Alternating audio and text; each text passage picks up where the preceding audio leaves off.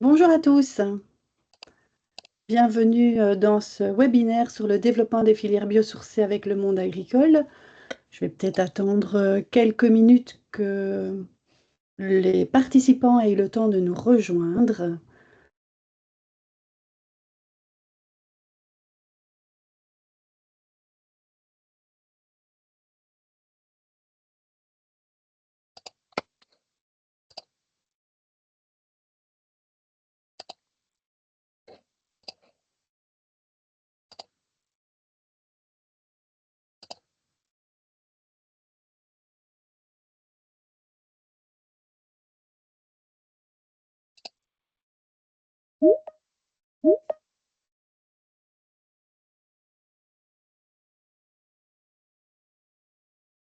Bon, je ne sais pas ce qui s'est passé, je viens de vous perdre, mais je crois que... C'est bon, t'as récupéré. Voilà. J'ai eu un petit coup de stress, je me suis dit, où suis-je passée? Ouais, c'est bon, en tout cas, nous, on t'a récupéré. On va attendre 1 ou 2 minutes tant que les gens se connectent. Ah oui, il y avait des gens connectés qu'on a reperdu, mais ça a l'air bon. J'ai appuyé faites entrer dans la salle et en fait, ça m'a déconnecté. Donc, je ne vais plus toucher à rien. Je vais gérer alors. Mais oui, j'aurais dû désactiver le fil. Mais bon, c'est pas grave.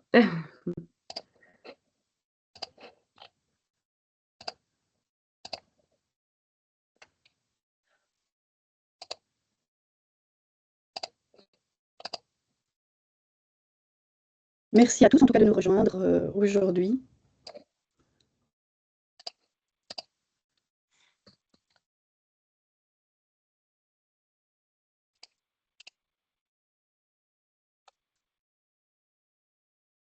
Personne, j'ai l'impression qu'on a des problèmes de connexion.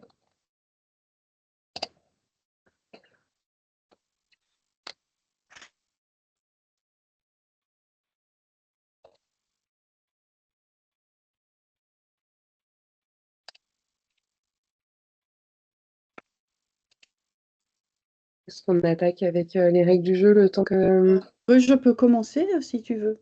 Bon, allons-y, hein, je me dis les Ok, gens... très bien. Eh bien, bienvenue à tous. Alors, le projet Circular Réno est un interreg Nord-Ouest Europe de 3 ans qui regroupe 17 structures issues de 5 pays, la France, la Belgique, les Pays-Bas, l'Irlande et l'Allemagne.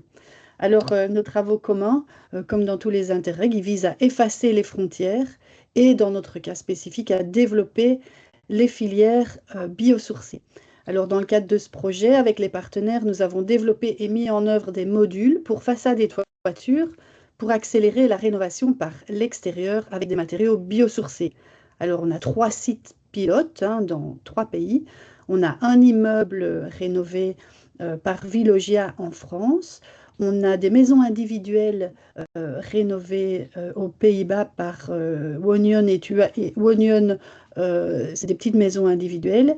Et on a également la même configuration de maisons individuelles en Irlande qui sont rénovées par Core Retrofit. Alors, sur le concept du champ au panneau, on a fédéré des filières d'acteurs régionales et aujourd'hui, on clôture une série de 3 webinaires qu'on a organisés le cluster éco-construction avec Greenflex. Camille a énormément travaillé à la préparation de ces webinaires. Et on a aujourd'hui, donc on est le 3e webinaire, on a parlé dans un premier temps des filières biosourcées, avec un point de vue France-Belgique, de voir où on en était un peu, quelles étaient la maturité de nos filières.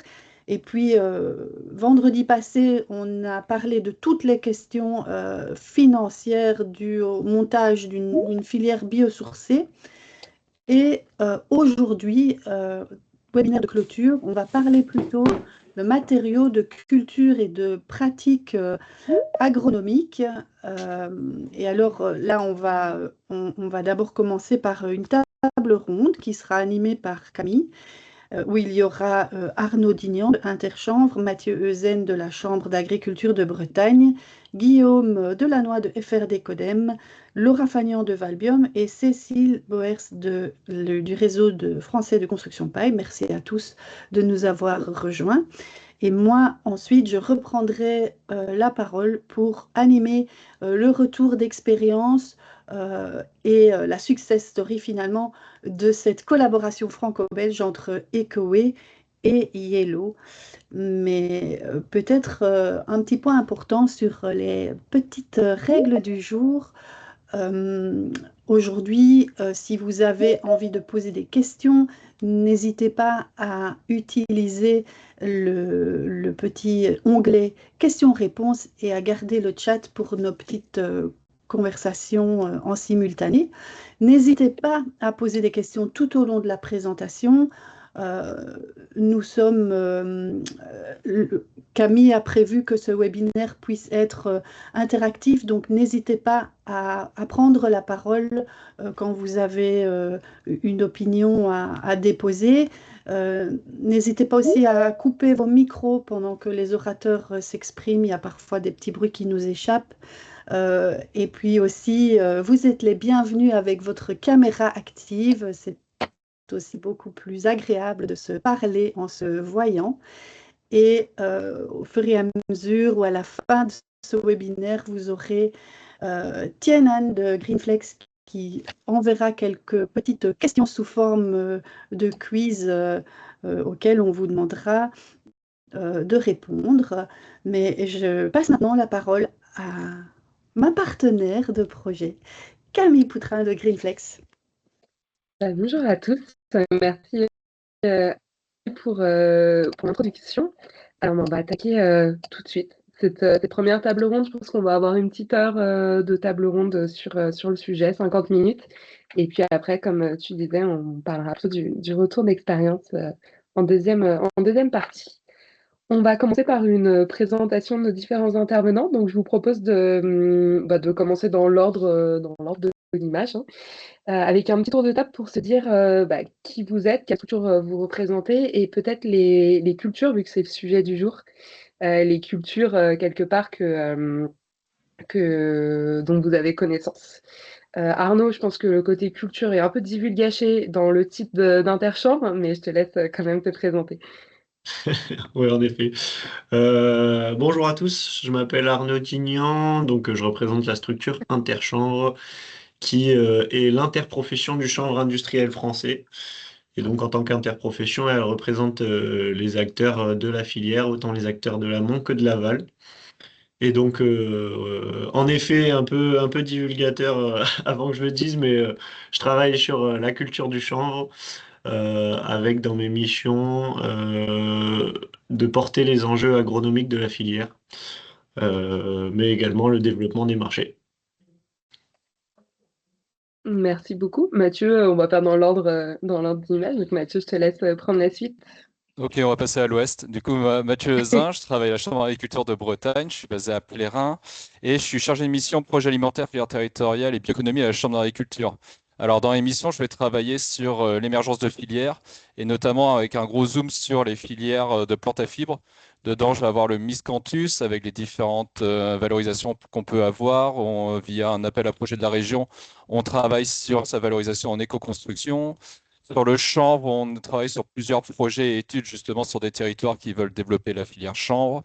Et sur le lin aussi textile qui est en Bretagne, là on a un gros développement de cette filière et on a une recherche des valorisations du coup des coproduits. Voilà, et je vais travailler également aussi avec Céline Bauer là, qui va se présenter sur les pailles de céréales. Voilà, c'est tout pour moi. Parfait. Du coup, alors, je sais pas. Oui, si, Céline, c'est bon. Je vais te laisser la parole, Céline, pour faire la continuité et on reviendra Allez, après. on change Reste en l'ordre du coup. Bretagne. Exactement. On reste en Bretagne et avec la paille du coup avec moi. Donc voilà, Céline Boer, je suis chargée de mission ressources et approvisionnement donc en paille au RFCP, donc Réseau français de la construction paille. Donc j'ai deux collègues pour cette mission, donc Pierre Delot et Luc Loissac. Et donc c'est une mission sur 3 ans dans le cadre du projet POP 2030, donc pour des ouvrages en paille.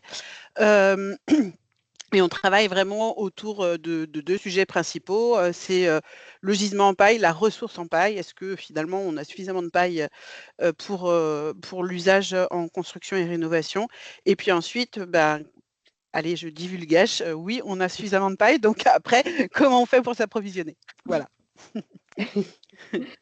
Merci beaucoup. Guillaume, je te laisse prendre la suite. Donc, Guillaume Delannoy, d'FRD Codem, qui est un centre technique dédié au développement des écomatériaux et matériaux biosourcés, notamment pour le bâtiment, mais pas que. Et du coup, nous, notre ADN et notre but, c'est de trouver des voies de valorisation aux coproduits agricoles ou aux biomasses d'une manière générale. Et du coup, on travaille avec énormément de choses différentes. Donc, bien sûr, dans le bâtiment, le lin, le chanvre, la paille, un tout petit peu le bois, parce qu'il y a d'autres structures qui le font déjà, mais on fait aussi un petit peu de bois, le miscanthus, bien entendu. Et puis après, des choses qui peuvent être plus exotiques, le foin en isolant. On a travaillé sur le noyau de Mirabelle, par exemple, pour valoriser. Voilà, pas mal de coproduits. Donc voilà, des choses très très larges, la paille de colza aussi. Enfin voilà, beaucoup, beaucoup de ressources différentes avec du coup cette vision à la fois amont agricole et puis industrie, utilisation dans le secteur du bâtiment en partie. Parfait, merci. Et donc, on va voyager un peu plus au nord avec Laura. Oui. Eh ben, bonjour à tous. Donc moi, je suis Laura Fagnan et je suis en charge de la production agricole au sein de l'ASBL Valbium. Et Valbium, c'est vraiment le centre de référence wallon pour l'économie biosourcée. Et donc, on s'intéresse énormément à l'éco-construction. Moi, je travaille beaucoup sur les thématiques du chanvre, mais au sein de Valbium, on suit aussi d'autres cultures qui sont valorisables en éco-construction, comme le miscanthus, l'herbe de bord de route, par exemple, avec différentes entreprises qui travaillent là-dessus. On suit aussi beaucoup le lin également. Donc voilà. Merci à tous. Bon, on peut voir déjà juste dans les présentations qu'on est sur des cultures assez diversifiées, même si la paille et le chanvre ressortent un petit peu plus. Donc on va commencer avec Guillaume, peut-être. Est-ce que tu peux nous faire un petit tour, une petite prise de recul, un petit tour d'horizon des principales cultures qu'on utilise sur le biosourcé? Et puis peut-être si tu peux mettre un peu en parallèle avec les débouchés, les zones de transformation, qu'on puisse avoir une petite vision globale. Yes, donc j'ai juste de quoi illustrer les propos sans rentrer dans le détail, mais pour vous montrer un peu effectivement la pluralité des ressources qui sont aujourd'hui déjà sur le marché, de manière plus ou moins avancée, mais qui sont quand même présentes. Vous avez tous les petits ronds que vous avez, donc bien sûr les produits du bois et ses dérivés. Euh, et après, toute la partie plante à fibres qu'on a évoqué, le chanvre, le lin, le colza du coup, aussi pour les plantes à huile, et puis toute la partie céréales, la partie graminée qui a été évoquée avec l'herbe, mais aussi du coup le miscanthus, le bambou qui se développe aussi aujourd'hui en Hauts-de-France par exemple, le roseau avec la chaume bien entendu, la laine de mouton, le coton recyclé, il y a les algues aussi qu'on n'évoque pas toujours souvent dans le côté agricole, mais qui est quand même aussi bien présent, soit de manière cultivée, soit de manière récoltée sur les bords des plages, mais qui est une ressource aujourd'hui qui se développe aussi. Et puis toute la partie chimie, en fait, qu'on a un peu plus de mal à percevoir, mais qui permet aussi, en fait, de mettre beaucoup de biomasse dans un certain nombre de produits, dont la plasturgie, par exemple. Et donc vous avez plutôt de l'autre côté les débouchés. Alors bien sûr, sur le côté structurel, on a beaucoup de choses à base de bois. Et c'est surtout sur les isolants là où on va avoir tout un panel de solutions valorisant quasiment toutes les ressources que vous avez de l'autre côté. Donc là, il y a vraiment, notamment en France, cette beaucoup de développements qui ont eu lieu pour essayer d'utiliser la ressource la plus proche pour développer des isolants, soit sous format de panneaux rigides, de vrac, de panneaux semi-rigides ou des produits comme la botte de paille ou le béton de chanvre, avec des systèmes qui vont être un petit peu différents dans la mise en œuvre, mais on voit qu'on a vraiment beaucoup de choses qui se développent autour notamment des isolants. Mais aussi sur les panneaux, on a souvent en tête les panneaux à base de bois, mais il y a beaucoup de panneaux qui se font à base d'anadelin, par exemple. C'est un gros débouché de l'anadelin, ça reste le panneau, notamment des portes anti-feu. Donc voilà, en fait, on voit qu'il y a beaucoup de choses. Il y a plein de projets européens sur la valorisation de la paille de blé en panneau ou de la paille d'orge en panneau. Toute la partie formulation que j'ai évoquée, aujourd'hui, il y a de la biomasse dans des plaques de plâtre, il y a de la biomasse dans des joints de carrelage. Enfin, on voit qu'en fait, le biosourcé, il est un peu partout. Pas toujours de manière très visible, pas toujours de manière très élevée en pourcentage dans une formulation, mais il est présent quand même un peu partout. Donc ça, c'est quand même un message qui est important, c'est qu'aujourd'hui, on valorise déjà pas mal la biomasse. Et par contre, c'est vrai que, notamment, c'est ce qu'on voit avec les isolants, l'idée, c'est d'essayer de structurer des filières pour valoriser les coproduits agricoles en fonction de ce qui est présent sur le territoire. Et donc, hop là, c'est juste un petit exemple, là aussi, extrait de notre mémento, sur le panorama des fibres végétales. On a quelques ressources là qui sont présentées, la paille de céréales, le chanvre, le lin, le miscanthus, le cèpe et sarment de vigne, les cannes de tournesol, paille de colza. On voit que si on prend l'échelle de la France, ils sont pas forcément présents dans les mêmes quantités partout sur le territoire. Et donc, l'idée, c'est de pouvoir essayer de piocher dans ce qui est en local pour avoir des débouchés matériaux. Donc là aussi, alors désolé pour la qualité de l'image, mais ce qui est intéressant à avoir en tête effectivement, c'est que en termes de localité, il faut vraiment bien distinguer là où on va cultiver la ressource, là on va peut-être la transformer, c'est la première image, pour un certain nombre de filières, et puis là on va transformer en matériaux. Et des fois, c'est pas toujours bien en face, parce que des fois c'est plus simple de faire voyager la matière première, peut-être la transformer très proche du champ, mais par contre de la faire voyager dans une usine qui va être un peu plus loin et qui va peut-être concentrer un petit peu le gisement pour pouvoir faire une usine. Donc c'est là où il faut essayer aussi effectivement de décorréler, parce que des fois on va mettre des usines plutôt proches de là où on va avoir beaucoup de construction ou de rénovation, donc plutôt Paris, Lyon par exemple pour la France, plutôt que de faire une super usine de matériaux dans la Creuse, où on va avoir aussi de toute façon beaucoup de transport. Donc, c'est ce qui est intéressant dans le biosourcé, c'est vraiment d'aller chercher une ressource et de se poser la question de où est-ce qu'on va aller la transformer et aussi l'utiliser et d'essayer d'optimiser un petit peu de tout ça en fonction du produit, en fonction de la ressource, du besoin de transformation, de l'investissement, de la machine. Et donc voilà, ce qu'il faut retenir, c'est qu'aujourd'hui, il y a un grand dynamisme pour valoriser les coproduits. Et ça va être plus ou moins simple en fonction aussi de la maturité de la filière, qui est déjà plus ou moins organisée ou pas pour faire des matériaux. Super, merci beaucoup. Hop, je vais me faire un petite désactivation de micro. Hop, pardon. Voilà. Pardon. Merci beaucoup pour cette présentation, Guillaume. N'hésitez pas, comme le disait tout à l'heure Anne-Sophie, si vous voulez poser des questions aussi au fur et à mesure, évidemment, c'est avec plaisir, notamment par exemple si vous voulez rebondir sur ce qu'a présenté Guillaume.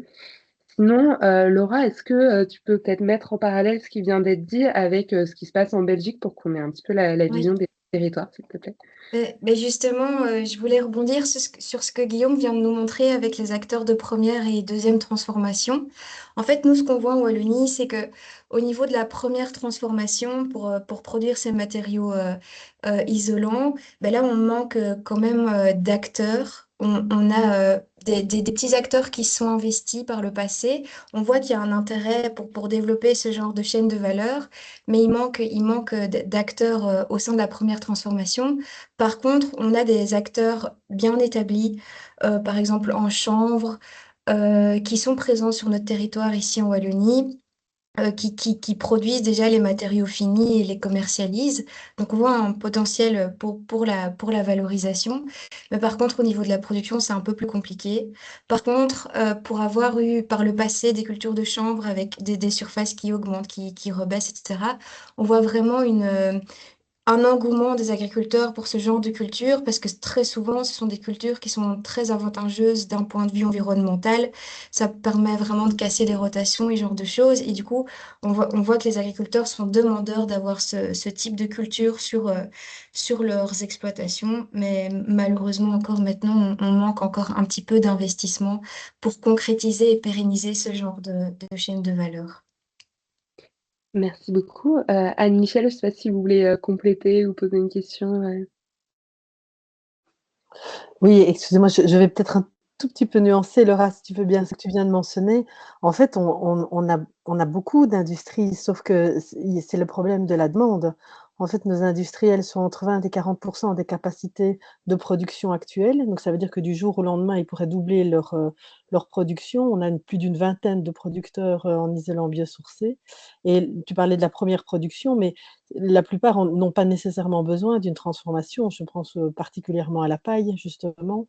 Et donc, le problème en Belgique, c'est plutôt la demande et les incitants au niveau de l'usage de ces matériaux qui font que nos producteurs n'augmentent pas les volumes de production. Donc, en France, vous avez l'avantage d'avoir la RE 2020 qui a vraiment boosté l'usage et la mise en œuvre des matériaux avec tout ce qui a suivi au niveau de la garantie qualité avec les ATEX. C'est sur ça qu'on est en train de travailler en Belgique, c'est justement la garantie qualité de manière à ce que la demande puisse suivre. Mais en tout cas, au niveau des outils de production industrielle et des acteurs de production, ils sont là. Ils sont même plutôt en attente de pouvoir émerger. Ouais, ici, c'était spécifiquement pour le chanvre, ouais, j'ai oublié de préciser. Bah, merci. Alors pour avoir complété et affiné un petit peu, effectivement, on voit qu'on a deux contextes assez différents, mais qui sont liés. On avait parlé aussi la dernière fois au contexte géographique, à la taille des territoires, aux différents climats qu'on a sur les territoires qui sont aussi plus diversifiés en France qu'en Belgique. Mais ça permettra aussi de mettre en parallèle, et c'est-à-dire que sur l'aspect logistique, on aura évidemment des éléments aussi à creuser sur ces sujets. Je vous propose d'attaquer la partie un peu plus agronomique on va peut-être commencer avec Mathieu et après Arnaud, je te laisserai la main sur l'aspect chanvre et Mathieu, je te laisse les autres cultures. Quelle est Ok. quelle est la différence de pratique agronomique quand on veut faire du biosourcé, avoir Miscanthus du coup, Miscanthus il va être beaucoup dédié à ça, mais voilà, on peut en discuter sur la paille par rapport à une culture qu'on va utiliser pour toucher plus alimentaire par exemple. Alors oui, en fait, pour la Bretagne, ce qui plaît avec le chanvre et le miscanthus, c'est ce côté culture bas intrant. On a beaucoup de PCI, d'acteurs justement qui prônent justement cette culture parce que ce qui est intéressant, par exemple pour le miscanthus, ce sont des rhizomes qu'on va implanter justement au printemps. La première année, il va juste avoir la fertilisation et le désherbage, et après, une fois que c'est lancé, on a une production au bout de la troisième année. Et derrière, par contre, il y a juste une récolte en mars, quoi. Il n'y a plus du tout d'intervention sur la culture. Du coup, nous, en Bretagne, on va plutôt la préconiser plutôt sur des zones sensibles, des zones de captage. Et ce qui est intéressant avec le miscanthus aussi, tout à l'heure, il y a Lorraine Michel qui en parlait, c'est comme la paille de céréales, c'est qu'il n'y a pas besoin d'un défibrage ou d'un teillage comme le lin. C'est qu'on va directement l'ensiler et ensuite on va le sécher et on peut l'utiliser comme tel. Le problème du miscanthus, ça va être ses règles d'utilisation. Enfin, ses règles, ça, Guillaume va pouvoir mieux en parler avec moi. Par rapport, pour le bâtiment, on n'a pas encore de label comme on peut avoir en chanvre et en paille. Du coup, c'est assez compliqué. C'est pour ça qu'en Bretagne, on a lancé un appel à projet justement avec la région en créant une association filière miscanthus pour le bâtiment breton, justement pour travailler sur ces ACV, sur la préconisation du coup du miscanthus en bâtiment. C'est vraiment pour faire une publicité, on va dire, du miscanthus comme quoi qui peut être utilisé en bâtiment. Pour le lin, il y a un intérêt aussi, parce qu'on est sur une culture pas intrant, mais plutôt au niveau de la fertilisation. On a quand même des intrants chimiques, on va avoir des herbages fongiques et régulateurs. Mais par contre, en Bretagne, vu qu'on est sur une terre, on va dire neutre, vu qu'on a une terre, comment on appelle ça, ça va être une terre justement vierge. Voilà. Ça fait depuis 60 ans qu'on n'a pas eu de lin chez nous. Du coup, on n'a pas vraiment de problématique avec des ravageurs et les adventices, les maladies. Et c'est ce qui fait qu'on a un niveau de phyto assez bas. Par contre, pour garder cela, il faut qu'on ait vraiment une rotation qui soit tous les 6-7 ans. Et ça, c'est très important. Dans cette région, on a voulu faire des rotations très courtes et on a eu des gros problèmes au niveau des IFT, des indices de fréquence de traitement, qui ont très augmenté, vu que le lin, on est quand même sur des marges très intéressantes. Pour le lin, on est sur de l'opportunisme. Le lin va être mis en place pour la filière textile. Ça va être la fibre longue qui va amener vraiment le revenu à la culture. Mais c'est super intéressant de travailler sur les autres débouchés, parce qu'on sait qu'il peut y avoir des variations de prix. On peut voir du 10 € à 2,50 € le kilo d'année en année. Et si on travaille sur les ANA et la fibre courte en éco-construction, ça permet de maintenir la filière et permet d'avoir des débouchés pour sécuriser l'agriculteur derrière pour qu'il soit économiquement viable, quoi. Pour la paille de céréales, là, oui, ça va être par opportunisme. Céline va vous en parler. Vu qu'on c'est déjà une culture qui existe, vu qu'on la valorise par rapport à la graine. Sur certains territoires, s'il y a des demandes de collectivités pour la construction en paille, on peut tout à fait penser de se dire, bah, on peut utiliser cette paille. Bien sûr, il faut du matériel spécifique, mais c'est possible localement justement de valoriser cette paille qui va plutôt en litière animale, qu'on va utiliser plutôt là dans le bâtiment pour avoir un revenu supplémentaire pour l'agriculteur. Et pour le chanvre, là, je vais laisser Arnaud, vu qu'on a interchambre avec nous. C'est Parfait. ça, ouais. Ben, merci, ouais, je prends la main moi sur le chanvre, donc ça va rejoindre en partie ce qui a été dit. Nous, c'est une culture qui est intéressante puisqu'elle est aussi à bas niveau d'intrants. On n'a aucun produit phytosanitaire qui vient sur cette culture. Et elle est aussi cultivée dans 99% des cas sans irrigation. On l'a dit, enfin, le chanvre, il s'inscrit dans des profils d'exploitation qui sont souvent en grande culture ou en polyculture élevage. Et ils viennent être intéressants puisqu'ils vont permettre d'allonger et de diversifier les rotations au sein de ces exploitations. Le chanvre, il revient à peu près tous les 4-5 ans dans la rotation. Et il est intéressant puisqu'en fait, il va venir faire un peu une coupure et permettre de restructurer un peu le sol via son système racinaire. Et on a par exemple des études qui montrent que après un chanvre, on a souvent des gains de rendement sur la céréale qui vient. Donc via vraiment une structuration de sol intéressante. Et après, d'un point de vue mécanisation, etc., faut savoir que le chanvre, en fait, on va avoir deux grosses périodes charnières qui vont être le semis, qui est une étape cruciale qui arrive à peu près à avril-mai. Et là, il va y avoir un vrai enjeu de réussir son semis. Mais une fois le semis réussi, en fait, il y a une absence d'intervention sur les parcelles jusqu'à la récolte. Et où là aussi, on va avoir des besoins en machines importants, puisqu'on a des outils de récolte spécifiques pour l'agriculture du chanvre, avec des équipements à adapter, etc. Et ensuite, on va venir défibrer le chanvre dans un rayon d'environ 50-100 km autour des exploitations qui le produisent. Donc, c'est à l'image de ce qui était dit tout à l'heure, en fait, il y a un enjeu de corréler l'offre en matières premières et la demande. On n'a pas vraiment de mal à convaincre les agriculteurs des atouts du chanvre, mais on a un enjeu autour de la demande en produits finis et en produits une fois défibrés autour du chanvre. Et sur le chanvre, tu peux récolter sur le même pied la graine et la fibre, ou tu as deux traitements, enfin, je sais pas comment dire, c'est l'un ou l'autre. Bah, en fait, il y a deux modes de récolte et qui dépendent un peu des débouchés qu'on va choisir. Il y a un mode de récolte où on va pas faire rouir les pailles de chanvre et où on va récolter la graine, puis ensuite faucher pour récolter la fibre. Et un mode de récolte avec une étape de rouissage où on va laisser en fait les pailles de chanvre au champ. Et un phénomène en fait de développement de micro-organismes qui vont, c'est un peu technique, mais qui vont manger les pectines du chanvre et qui vont améliorer le défibrage et faciliter le défibrage pour les chanvrières. Et là, ce mode de récolte, il va adresser des marchés avec une importance autour de la fibre, notamment le marché du textile, par exemple. Ok. Mathieu, tu voulais compléter? Ouais, je voulais juste rebondir par rapport aux assolements, comme quoi ces cultures comme le lin et le chanvre ont un réel intérêt justement dans les assolements. Bah, je vais prendre l'exemple de la Bretagne, on est une terre d'élevage, en fait on a énormément de céréales d'hiver. En culture de printemps, à part le maïs, on n'a pas grand-chose. Et en fait, d'amener le lin et le chanvre, ça amène justement une autre culture. Et on va voir justement des assolements beaucoup plus complexes. C'est ce qui va amener justement une baisse d'IFT et des rendements aussi qui vont être améliorés, une structure du sol. Pour le lin, par exemple, ce qui est intéressant, c'est qu'il va se développer dans les zones côtières, par chez nous, les zones légumières, où ça va justement apporter une autre culture qui va être intéressante dans les zones légumières. On va être souvent sur chou après chou.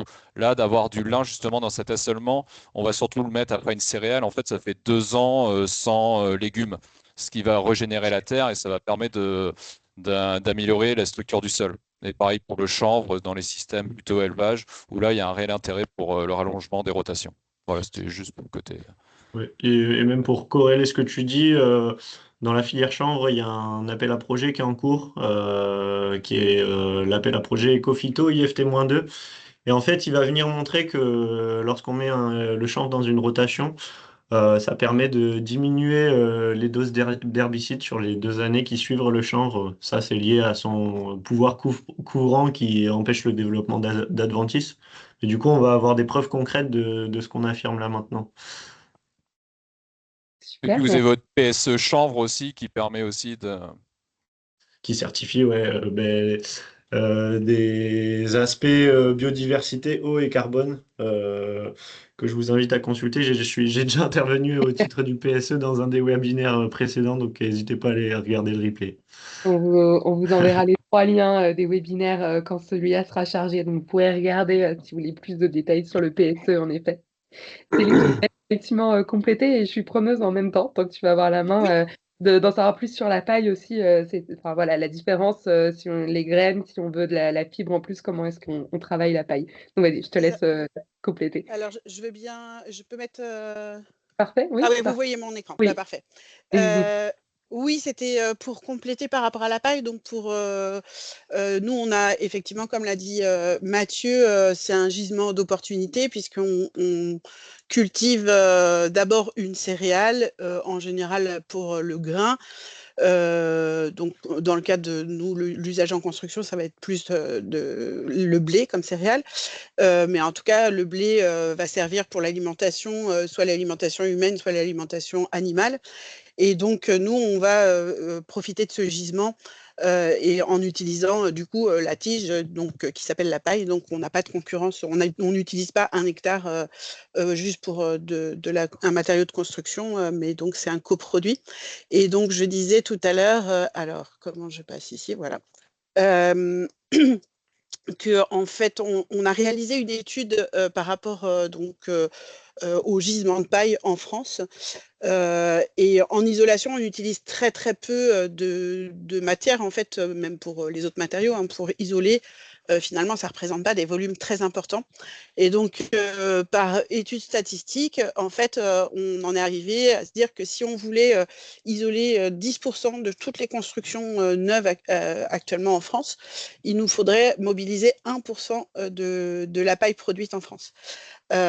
Sachant que donc les usages de la paille, c'est donc en France, hein, parce que il y a des grandes disparités en fonction des régions, mais globalement en France, en fait, il y a 50% à peu près qui est utilisé pour les litières animales, 40% qui est laissé au champ et on a un excédent de 8%. Alors, on ne sait pas trop, on a travaillé avec France Agrimaire par rapport à ça, on ne sait pas trop ce que deviennent ces 8%. Évidemment, ils trouvent un débouché. Peut-être ils sont exportés, enfin, c'est un peu difficile à tracer. Mais en tout cas, on voit qu'on n'a pas de difficulté au niveau du volume de paille mobilisable. Voilà ce que je voulais ajouter. Je ne sais pas si je peux continuer sur d'autres sujets, mais juste par rapport au volume, c'était ça. Bah, c'est parfait, merci.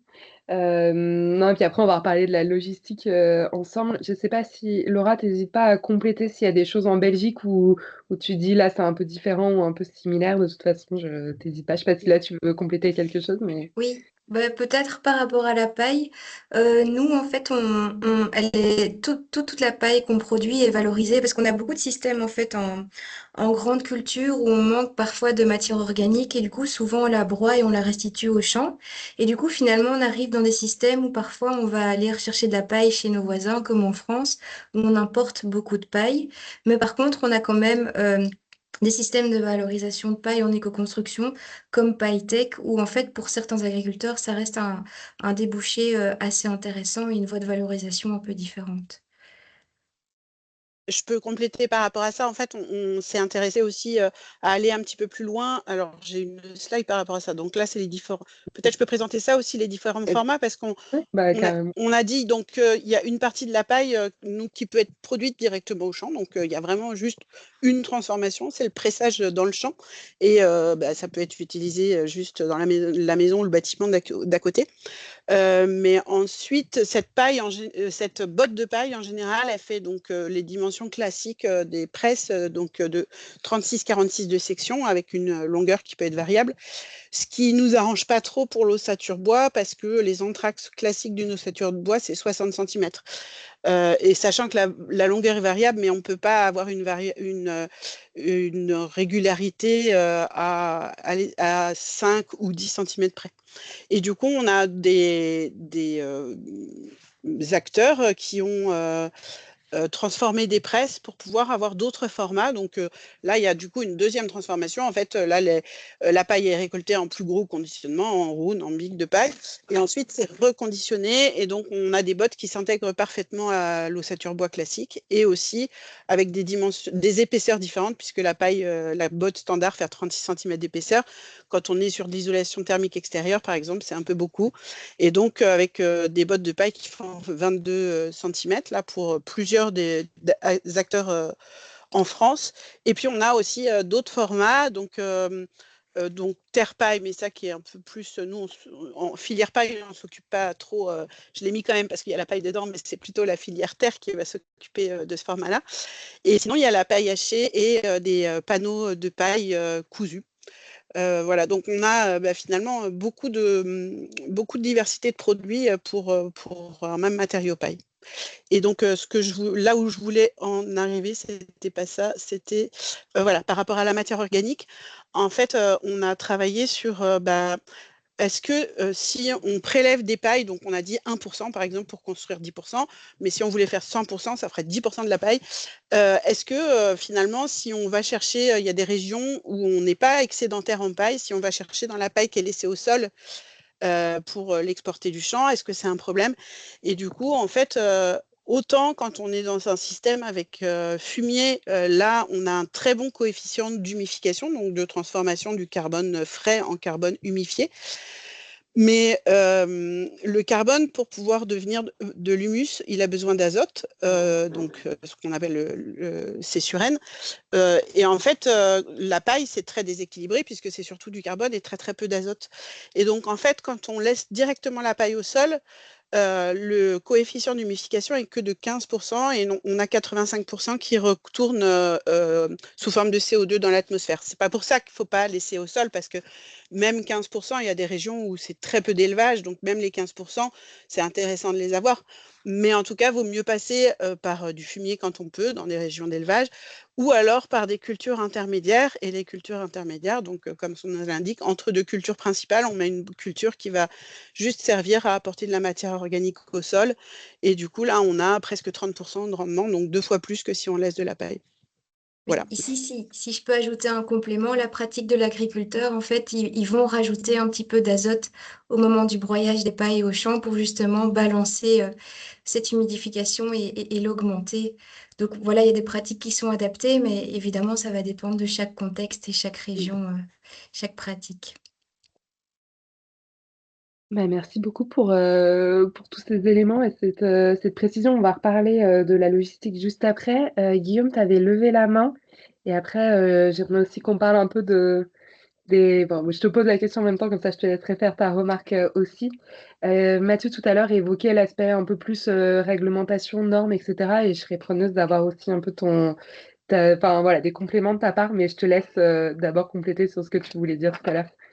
Ouais, c'est parce qu'en fait, ça apparaît un petit peu dans toutes les interventions précédentes, mais c'est toujours bien de le rappeler, notamment pour les agriculteurs, c'est-à-dire que le marché du bâtiment ou des matériaux pour le bâtiment, il faut être quand même assez prudent parce enfin, cultiver une culture 100% pour une seule application, quand elle n'est pas alimentaire en plus, ou quand toute la paille doit partir dans un débouché, en fait, il y a quand même une prise de risque qui est pas neutre. Donc c'est pour ça que d'avoir des débouchés diversifiés ou qu'il n'y ait pas une seule exclusivité d'usage, reste quand même un sujet assez important pour l'agriculteur pour pas le mettre en difficulté derrière avec une matière qui pourrait pas valoriser ou au final mal valoriser, voire perdre de l'argent. Donc ça, c'est quand même quelque chose qui est aujourd'hui dans le champ. Il y a plein de débouchés et le bâtiment n'en représente qu'une partie. Pareil pour le lin, on l'a évoqué, c'est majoritairement le textile, mais si le textile s'effondre, la filière lin, elle n'est pas tout à fait dans la même condition qu'aujourd'hui. Et donc là, c'est pareil sur le miscanthus, par exemple, qui est un peu différent dans l'écosystème que les autres matières.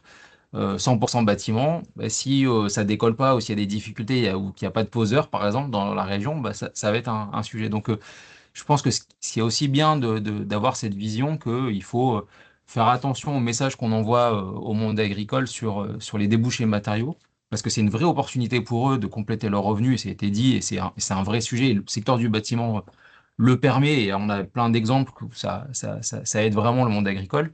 Mais il y a aussi à faire attention, c'est pas le sujet magique, et ça fait la transition avec ta question où bah, on va planter quelque chose et puis on va gagner plein d'argent parce qu'on va le mettre entre deux murs, quoi. Parce qu'effectivement, le contexte réglementaire, il est quand même ce qu'il est en Europe et en France sur l'assurance, sur la certification pour aller mettre un produit sur le marché. Et ça demande quelques euros, dizaines, centaines de milliers d'euros, au-delà même des investissements. Donc, effectivement, la RE 2020 aujourd'hui pousse quand même à ce qu'il y ait un peu plus de matériaux biosourcés, plus enfin, il y a un objectif qu'en 2030, les 25% des bâtiments publics incorporent de la biomasse, donc c'est plutôt positif dans ce qui est engagé d'un point de vue pouvoir public. Mais il y a quand même un parcours du combattant qui est pas neutre du tout pour aller chercher bah, la garantie décennale. C'est le cas pour la paille ou le chanvre via les règles professionnelles. Faire bouger les règles professionnelles, les élargir, c'est le travail que font le RFCP construit en chanvre. Et c'est beaucoup d'énergie, beaucoup d'argent, soutenu par l'État, heureusement, ou les régions via des financements, mais c'est un travail qui est colossal. Et les industriels, c'est pareil, c'est un travail qui est très très conséquent de faire certifier les produits, d'avoir des ATEX, des évaluations techniques. Je prends un exemple que je connais bien. Quand on fait à la place d'un béton de chanvre en bloc, on veut faire un béton de lin en bloc ou un béton de colza en bloc, il faut tout repartir à zéro dans la certification, tout reprouver, alors qu'on est sur le même matériau, les mêmes performances, le même système de pose, mais il faut tout repayer les essais feu, tout repayer les essais mécaniques, etc. Donc il y a là aussi le fait de pouvoir utiliser la matière qui est dans notre coin assez facilement. Sur le principe, ça peut peut-être marcher, mais dans la vraie vie, c'est pas si simple d'un point de vue, ne serait-ce que de rentrer sur les marchés. Quand on fait de l'isolation en vrac, enfin, Yellow est un bon exemple sur la paille, il y avait Yalawatt de cellulose. Bah, c'est pas pour ça que en un claquement de doigts, Yellow a eu son ATEX, par exemple. Donc, ça reste quand même un parcours qui est pas neutre, et donc notamment quand c'est des agriculteurs qui s'y mettent, ben c'est un beau parcours, un beau challenge. Donc, on en a des agriculteurs qui veulent développer leur solution. On a un exemple en Miscanthus en Hauts-de-France. Voilà, ils ont planté leur parcelle en miscanthus, ils font leur ligne de bloc, ils sont accompagnés par un industriel, mais c'est eux qui vont produire. Bon, bah, ouais. Il y a un peu de challenge. Est-ce que tu as des conseils ou des pistes à donner pour, dans ces cas-là? Voilà, là, c'est clairement, clairement, Recommencer. clairement de se faire accompagner, notamment pour l'évaluation technique. Tous ceux qui ont voulu le faire un peu dans leur coin, à un moment, ils ont perdu à minima du temps. Je parle même pas de l'argent parce que souvent c'est de l'argent, mais ça peut faire passer la note. J'ai un exemple en tête que je citerai pas. Ça peut faire doubler la note de l'enveloppe pour avoir la texte à plusieurs centaines de milliers d'euros. Un accompagnement qui n'est pas assez complet ou qui n'a pas la bonne alerte, ben, il faut tout refaire les essais parce qu'il y a quelque chose qui a été mal pensé au démarrage. Et ça fait 2 ans de décalage de l'assurabilité, donc des ventes plus faibles au-delà de l'argent qu'il faut sortir, etc. Donc, il y a d'être accompagné par des gens qui savent accompagner sur ces sujets, c'est vraiment pas une économie. Enfin, Ouais, faut pas s'en priver. faut vraiment pas s'en priver. Et dans la conversation, Ludivine demande si la certification de procédé de constructif, qui est largement accessible avec un produit normalisé, est-ce que c'est faisable plutôt que la certification de produit? Alors, si je comprends bien la question, c'est la certification de procédé constructif, je sais pas trop ce que ça implique, mais dans tous les cas, si on a des produits C'est normalisés, compliqué. ouais, si vous voulez poser la question en direct, je prends pour clarifier. Oui, je suis là, excusez-moi, je l'ai changé en cours de route et ma phrase est plus très lisible, pardon. Donc, Ludivine Mignot dans les Pyrénées-Atlantiques. Oui, est-ce que, je sais pas, est-ce que dans des mobs de l'insufflation d'un produit normalisé, est-ce qu'on est obligé de poser, enfin, il n'y a pas des ATEX pour ça qui marcheraient sans que ce soit un produit, une marque? Vous voyez ce Euh, que je veux dire? Que ce soit le procédé qui soit labellisé, enfin, qui dispose de latex, et donc qu'il soit ouvert à tous plutôt qu'un produit, quoi. c'est plutôt le système des règles professionnelles, du coup, qui répond à ça, en fait, où c'est des dossiers qui passent, au lieu de que ce soit un ATEX ou un avis technique, c'est un dossier qui est filière. Et donc, il doit faire consensus dans la filière avec les acteurs qui produisent la matière, qui la transforment et qui la posent, et qui la prescrivent. Donc, on rentre pleinement C'est ce qu'on a trouvé dans les dans la règles paille. professionnelles. Dans la C'est... paille et dans le chanvre, ouais. Et dans la terre Ouais. crue pour les enduits, par exemple. Mais il peut y avoir ça. Et aujourd'hui, le CSTB a élargi le cadre des ATEX pour être aussi des ATEX potentiellement filières. Donc avec un système qui est un peu différent, mais qui peut aussi permettre de faire ça. Après, quand on parle de produits normalisés, là, pour le coup, on est vraiment sur des normes. Et donc là, en termes de gain de temps, rendez-vous dans 15, 20, 30 ans. Parce que sur les produits normalisés, aujourd'hui, il y a la ouate de cellulose et les panneaux fibres de bois. Et Tout le ils n'ont reste pas est... ils ont pas un référentiel en chambre? Donc après, dans les règles professionnelles, donc là, on a un référentiel, effectivement, qui est du coup pas une norme officiellement. Je vais bien juste préciser par rapport aux règles professionnelles. Alors, si c'est une norme, du coup, on est en technique courante et avec des bottes de paille qui ont pu être produites au champ, puisque en fait, tout est dans les règles professionnelles, tout est décrit pour pouvoir avoir. On a un cahier des charges en fait pour que n'importe quel fournisseur, agriculteur ou transformateur, puisse s'approprier ce cahier des charges et donc avoir un produit normé. Et du coup, ça impose des formations après aux artisans, c'est ça? Ou que ce soit en chambre, mais je pense en paille aussi, avec compagnon. Alors avec différents Groupe. organismes de formation, mais Ouais. c'est le RFCP, oui, qui est à l'origine de la rédaction des référentiels de formation. Et effectivement, dans les règles professionnelles, il est spécifié que les professionnels qui construisent en paille, donc aussi bien les concepteurs que les entreprises de mise en œuvre, doivent être formés aux règles professionnelles. D'accord, merci. Alors, il nous reste un petit quart d'heure sur cette table ronde. Je voulais vous entendre aussi sur la partie logistique. Je ne sais pas si Céline, tu veux commencer et prendre la main, mais un peu nous retracer, alors avec le ZoomPy, mais un peu quels sont les enjeux logistiques, j'imagine. Voilà, on va parler du transport, où on a de la matière qui peut être un peu légère.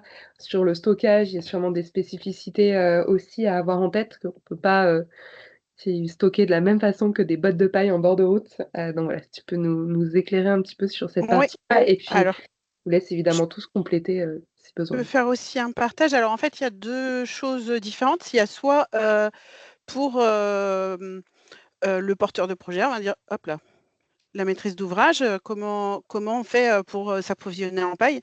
Et en fait, c'est très très souvent une question que se posent les maîtrises d'ouvrage quand le projet paille est défini.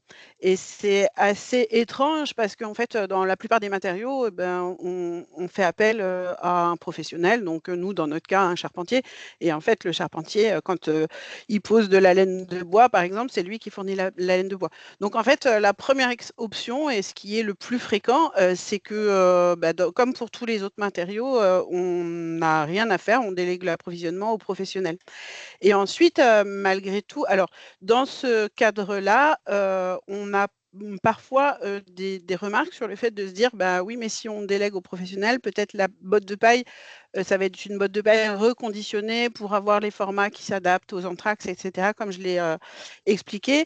Et peut-être la botte de paille va venir de loin. Alors c'est pareil, on ne se pose pas trop la question pour d'autres matériaux, mais pour la paille, on se la pose beaucoup parce qu'on se dit que l'intérêt de la paille, c'est que ça vienne du champ d'à côté, ce qui peut être la réalité.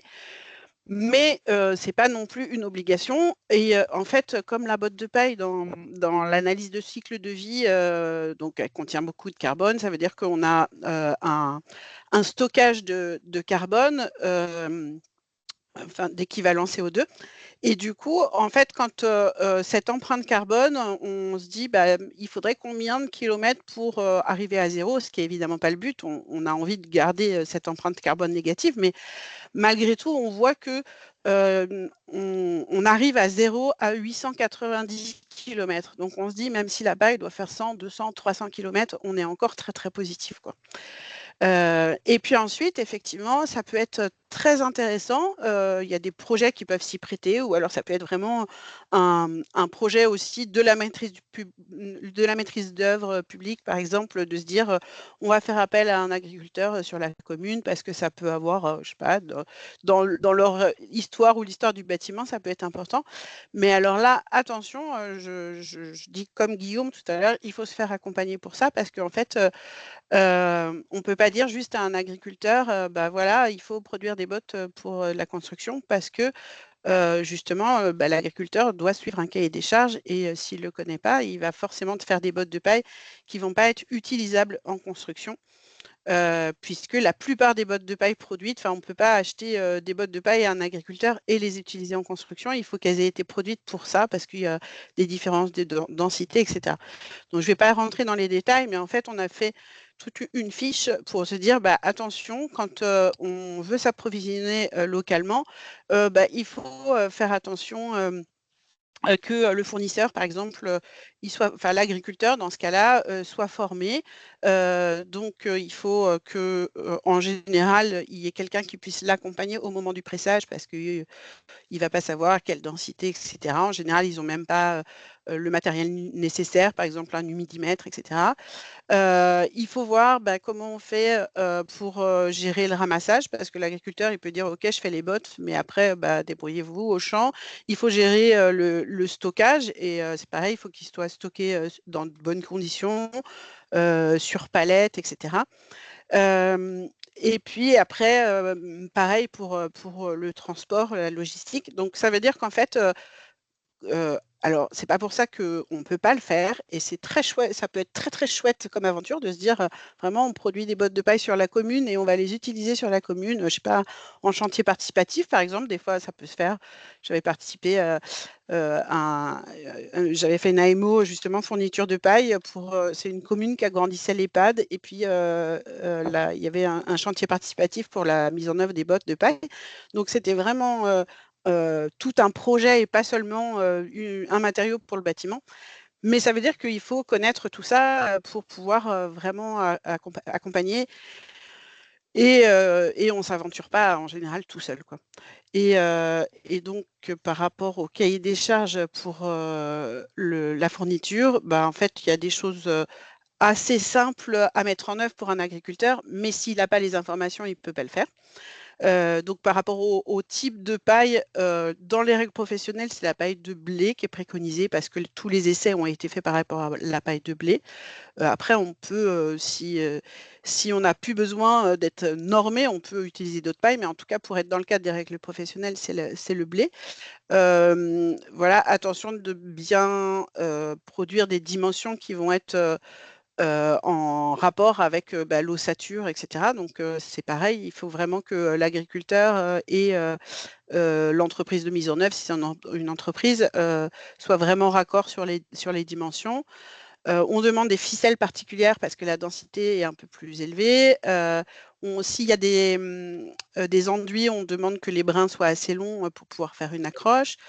Un taux d'humidité, donc ça souvent les agriculteurs n'ont pas d'humidimètre, donc il faut que ce soit inférieur à 20%, et donc une masse volumique qui doit être supérieure à 80%. Voilà, donc c'est pas très compliqué. Les agriculteurs, quand ils ont fait plusieurs fois, enfin même une fois de la botte du paille pour la construction et qu'ils ont été accompagnés, après ils savent refaire.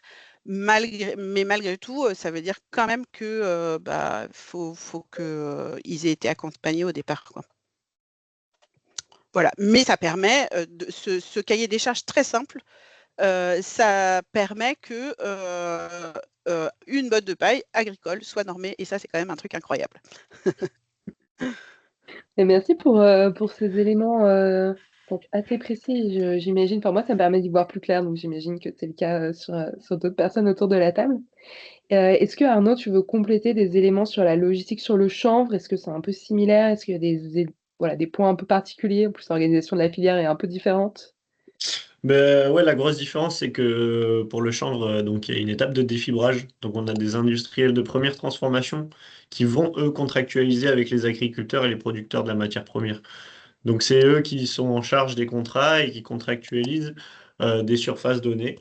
Donc il y a un enjeu aussi de distance et de logistique. Et on préconise aux chanvrières de contractualiser avec des agriculteurs dans un rayon d'environ 100 km lié au transport de la matière première qui occupe un gros volume.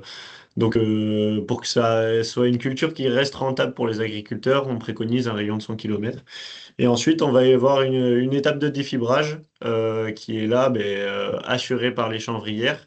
Et donc, c'est elles qui vérifient si les pailles fournies par les agriculteurs répondent au cahier des charges pour assurer le bon défibrage. Donc, à l'image de la paille, il va y avoir des enjeux d'humidité, de taux de cailloux, etc. dans les récoltes de paille qui vont s'appliquer aux agriculteurs. Euh, En fait, il y a aussi la chance dans cette filière que, au sein du conseil d'administration, on est autant des producteurs que des industriels. Et donc, les cahiers des charges, ils sont évalués et ils avancent en fonction des besoins de chaque maillon de la chaîne. Super, merci beaucoup. Je regarde le chrono tourner pour laisser de la place à la suite aussi. Donc, il nous reste genre 5 bonnes minutes. Donc, si vous avez des questions, c'est les moments de lever la main ou de les poser dans le chat. Et sinon, je voulais vous entendre un petit peu tous. Du coup, désolée Arnaud, je rebondis pas nécessairement pour pouvoir avoir un peu la dernière question. Mais je serais intéressée si vous avez des conseils pour les personnes, des conseils ou des points de vigilance. Enfin, on en a déjà évoqué un certain nombre, mais pour soit des collectivités, soit des agriculteurs ou des acteurs qui voudraient développer des projets. Si vous avez chacun un conseil à donner, ça pourrait être intéressant pour clôturer cette partie. Oui, il y a le contexte territorial qui fait beaucoup. En fait, il faut quand même savoir qu'est-ce qui existe sur un territoire avant de se lancer. Ce qui est intéressant, c'est de savoir s'il y a déjà les acheteurs, hein, s'il y a les outils aussi qui sont sur le territoire. Ne pas aller que dans un débouché, Guillaume l'a bien dit, il faut multiplier les débouchés. On ne met pas tous ses œufs dans le même panier. Comme un agriculteur, on va mettre plusieurs cultures pour plusieurs valorisations. Il faut aussi se dire sur une culture, on peut avoir plusieurs valorisations. Voilà. Connaître aussi le contexte aussi du territoire. Par exemple, en Bretagne, on va avoir les concurrences avec l'élevage. Là, il y a Ludivine qui a intervenu tout à l'heure, qui est à la Chambre d'agriculture de Nouvelle-Aquitaine. Elle, c'est plutôt par rapport à des déprises agricoles. Du coup, là, il y a un réel intérêt d'avoir ces cultures-là, justement, pour amener des nouveaux débouchés dans ces territoires où l'agriculture recule. Voilà, en fait, il faut vraiment voir ce contexte territorial, voir aussi la hiérarchisation des usages aussi. Ce qui est intéressant aussi pour l'éco-construction, on est quand même assez bien placé dans la hiérarchisation. On est devant la chimie et l'énergie. Ça veut dire qu'on va plutôt préconiser quand même d'utiliser cette matière d'abord pour l'alimentation humaine, animale, retour au sol, et après il y a l'éco-construction, les biomatériaux. Du coup, c'est intéressant aussi pour avoir une souveraineté énergétique aussi sur un territoire. Et il faut faire attention aussi aux EPCI de faire de l'ultra-local. Alors ça, c'est Guillaume sourit aussi. Ils veulent, voilà, c'est à faire des projets un peu trop petits, sachant que le métier, dans le bâtiment, on recherche des produits normés et c'est très compliqué avec des petites séries d'avoir des produits normés qui peuvent être utilisés par tous les artisans. Voilà, des fois, il faut plutôt aller avec plusieurs EPCI et voir s'il n'y a pas moyen de massifier pour passer quand même une étape supplémentaire, quoi. Voilà, en gros, mes préconisations. Bah, merci, je pense que c'est très riche. Je ne sais pas si vous voulez compléter, Guillaume, je te vois sourire, voilà, si vous avez des éléments. Non, j'attendais la fin pour réagir, mais du coup, C'est ça. je voulais bien appuyer sur ça. C'est normal, chaque territoire veut défendre sa biomasse et sa création d'emplois, mais et, il y a des réalités économiques et puis après, bah, le deuxième sujet, c'est vraiment l'accompagnement. Parce qu'il y a plein, c'est le cas du chanvre, c'est le cas dans plein d'autres filières. Il y a plein de gens qui se sont cassés la figure et donc il faut apprendre de ces échecs pour pas les refaire sur d'autres territoires. Donc l'accompagnement et faire bénéficier du retour d'expérience qu'ont certaines structures, c'est clé. Merci. Moi, j'ai Merci à pas beaucoup à tous. ajouter parce que je suis complètement d'accord avec, avec ce qui vient d'être dit. Et effectivement, au niveau EPCI, etc., oui, il faut vraiment. En fait, nous, on a beaucoup d'acteurs déjà, par exemple, qui font de la paille. Mais par contre, comme je l'ai dit au départ, ça représente très peu de volume. Par exemple, pour isoler une maison de 100 mètres carrés, même si on fait la toiture, on fait tout, c'est à peu près 9 tonnes de paille. Et encore, c'est vraiment large. Et du coup, 9 tonnes de paille, c'est pas grand-chose. Et pour l'instant, le marché est encore petit. Et même s'il double, il quadruple, ce sera encore très petit. Et en fait, on ne peut pas se dire qu'on veut un agriculteur, je sais pas, mailler le territoire tous les 10 kilomètres, par exemple. Ça, c'est juste pas possible. Donc, tous les fournisseurs qui existent déjà, en fait, on pourrait faire sans problème x2, x3.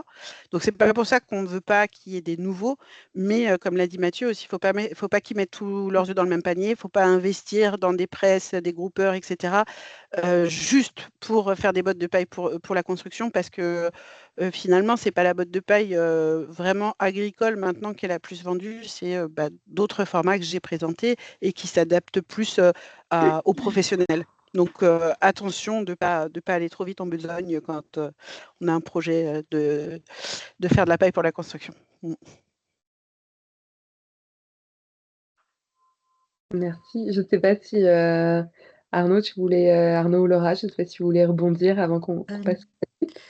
Moi, je pouvais peut-être ajouter un petit élément. Nous, on pense vraiment que activer la coopération avec les pays voisins, ça peut être un levier pour développer des chaînes de valeur cohérentes. Et on a des exemples ici avec Isoem, Pouexi, par exemple, qui valorisent très bien le chanvre et qui s'appuient en fait sur les productions françaises, qui ont des savoir-faire et des historiques plus importants que les nôtres. Et en fait, ça sera aussi certainement un des moyens d'activer, de renforcer cette chaîne de valeur-là, de coopérer au sein des régions.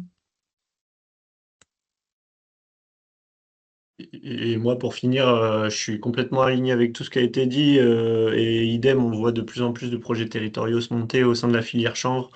Il y a un enjeu d'appréhender tous les contextes pédoclimatiques et les contextes économiques, et de vraiment fédérer la demande avant de structurer un projet qui risque de ne pas être ficelé avec une demande suffisante. Donc, bien appréhender et utiliser toutes les ressources qui sont disponibles auprès des différents interlocuteurs ici, nous aussi auprès d'Interchanvre, on a de la ressource et des retours d'expérience à mettre à disposition.